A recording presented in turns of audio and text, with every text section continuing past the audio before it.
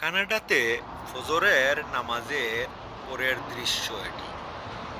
ফজরের নামাজের অনেক পরে এরকম কানাডায় পূর্বাকাশে সূর্য উদিত হয়।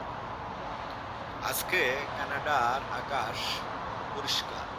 আকাশে মেঘ নেই, অর্থাৎ মেঘে ঢাকা আকাশ নয়, তাই সূর্যোদয় দেখা যাচ্ছে।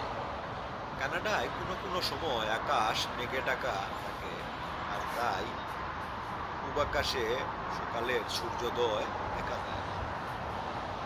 আজ খুব পরিচ্ছন্ন আকাশ, হয়তো গরম থাকবে। সূর্য উদিত হচ্ছে। আর এখন কানাডায় সময় সকাল 6:45, আর বাংলাদেশ সময় বিকেল 6:45।